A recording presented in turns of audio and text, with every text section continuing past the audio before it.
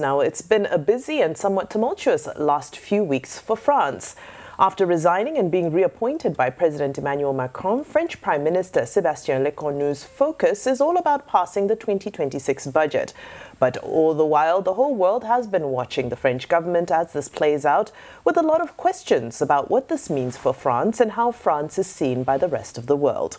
Well, the Minister for Europe and Foreign Affairs, Jean-Noel Barrot, had a chat with Agnese Osakwe and discussed French-Nigeria relations and the launch of Omi Eko in Lagos State. Take a look. Your reason for coming here today? Well, in fact, the two are interconnected. France has delivered major achievements on the global stage these past few months. Thinking of this major United Nations conference on the oceans with the first ever treaty that will protect the high sea. I'm also thinking about this UN conference on the two-state solution for Gaza, where we got 142 countries around the world to support a consensual proposition, a consensual formula based on which the US have then proposed their peace plan, to which we want to contribute.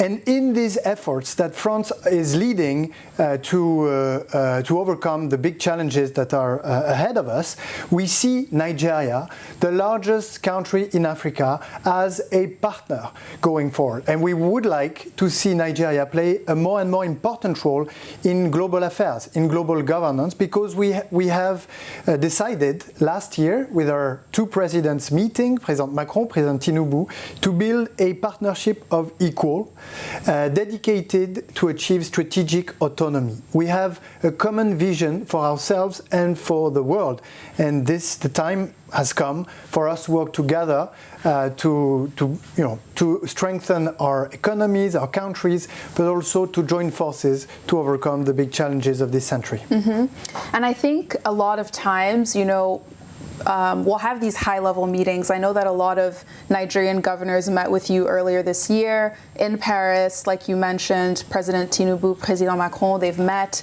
But for regular people who might be watching this interview, when they hear that their leaders are meeting with the leaders in France, they think, what does that do for me? What are the tangible ways that these partnerships can actually help people? Well, let me give you a few examples of what I saw today of our cooperation with Nigeria.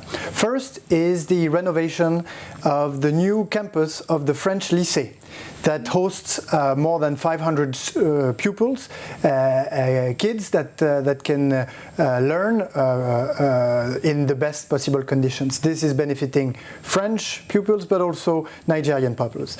Second example, I'm just back from Omi Eko, the inauguration of this major project of decarbonation of transport on waterways in Lagos. So with this support that we are bringing along with the European Union, we will lower the transportation times for citizens of Lagos, we will lower the cost of transportation, and we will make the city more resilient in the face of rising sea level. And I want to give a third example, which is this exhibition that opened its doors 4 days ago on Fela Kuti. This is the largest ever exhibition ever organized on this figure of Nigerian history that we love back in France.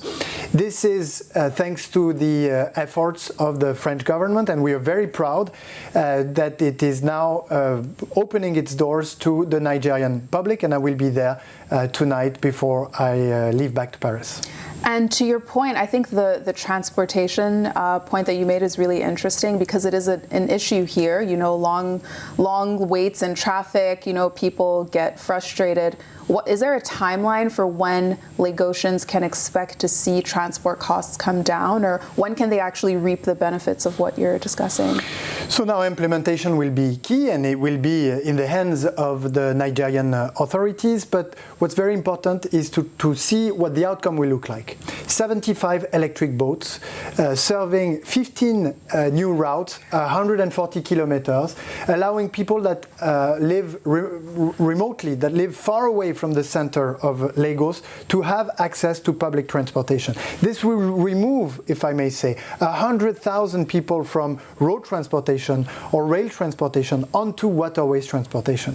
For the city of aquatic splendor, it is in some way very natural to seize the water and the lagoon as an asset to make the life of Lagosians better. And you think it'll be normalized, or it'll become part of everyday life by, later this year, 5 years? Like, when do you envision this actually happening? When can I take a boat to go to where I want to go to? So this is a question that needs to be addressed to the agency in charge of the implementation of the project. But what's for sure is that we've achieved a major step by securing the financing.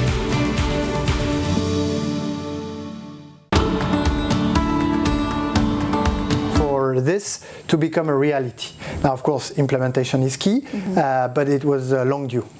Absolutely. And then another major event that's taking place is the Forum Création Africa. And, I think that we always talk about the creative industry in Africa and Nigeria especially. So how is France seeing that, and why is France interested in Nigeria's creative industry? It's very simple. France is at the forefront of creative and cultural industries in Europe. And Nigeria is at the forefront of cultural and creative industries in Africa.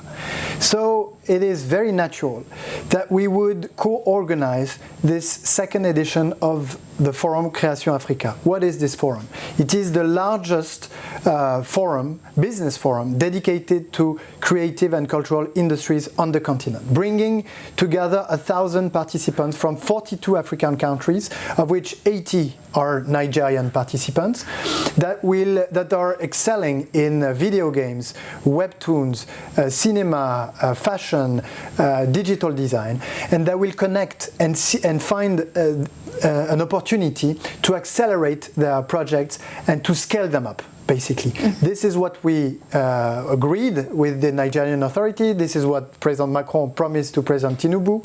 We made it. And finally, I think because we're running out of time, I know that Nigeria and other African countries have expressed a lot of interest in getting a permanent seat on the UN Security Council.